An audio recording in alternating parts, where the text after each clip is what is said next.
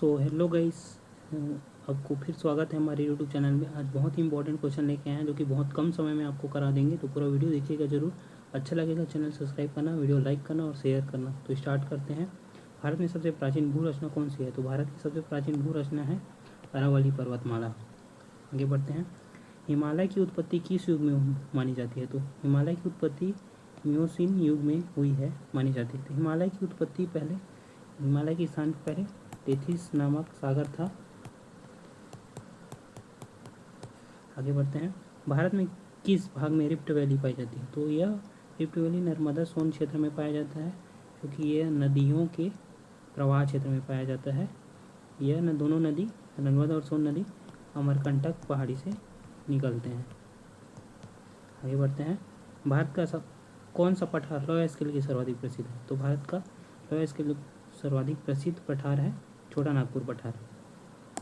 आगे बढ़ते हैं।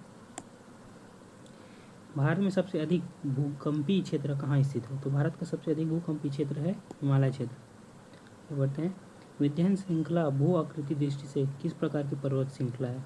तो यह एक अवशिष्ट पर्वत श्रृंखला है। आगे बढ़ते हैं।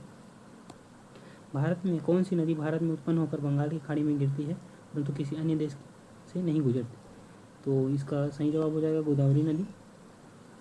अगला क्वेश्चन है। भारत में रितिकरण की सर्वाधिक समस्या किस राज्य में है? तो यह राजस्थान राज्य में। कौन सा राज्य जियो थर्मल एनर्जी या भूतापी ऊर्जा क्षमता के लिए प्रसिद्ध है? तो यह हिमाचल प्रदेश प्रसिद्ध है।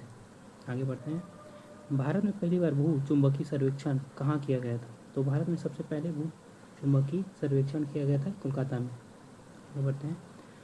दक्कन ट्रेप किस भूवैज्ञानिक क्रिया का परिणाम है? तो यह ज्वालामुखी क्रिया का परिणाम है। आगे बढ़ते हैं।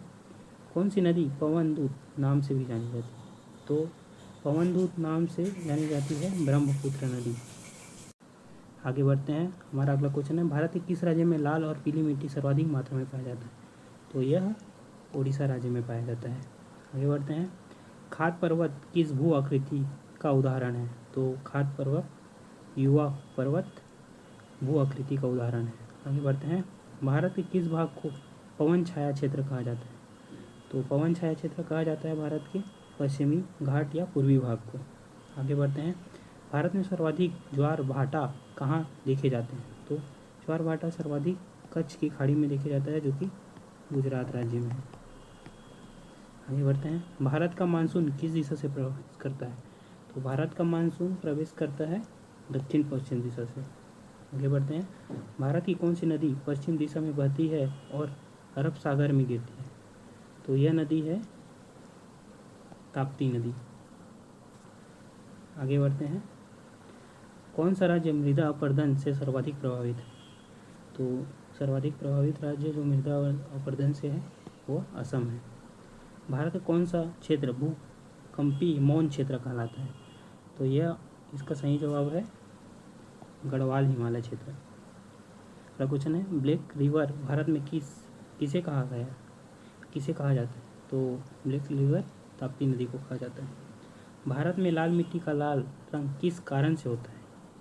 तो भारत में लाल मिट्टी का लाल रंग होता है आयरन ऑक्साइड के कारण। अगला क्वेश्चन है। भारत की सबसे गहरी झील कौन सी है? तो भारत की सबसे गहरी झील है मानसरोवर झील। ये वुलर झील है जो कि सबसे मीठे पानी की झील है। आगे बढ़ते हैं। भारत में रेडियोधर्मी खनिज का सबसे बड़ा भंडार कहाँ पाया जाता है? तो इसका सबसे बड़ा भंडार है केरल राज्य में। अगला क्वेश्चन है और लास्ट क्वेश्चन है। मालाबार तट किन राज्यों में फैला है? तो मालाबार तट केरल और कर्नाटक राज्य में फैला है। तो यह था बहुत इंपॉर्टेंट क्वेश्चन। कैसा लगा वीडियो कमेंट करके बताएं, और अगर अगला वीडियो चाहिए तो और हमारे चैनल में बने रहिएगा। हम बहुत जल्दी आपको नया वीडियो और प्रोवाइड करेंगे। तो धन्यवाद।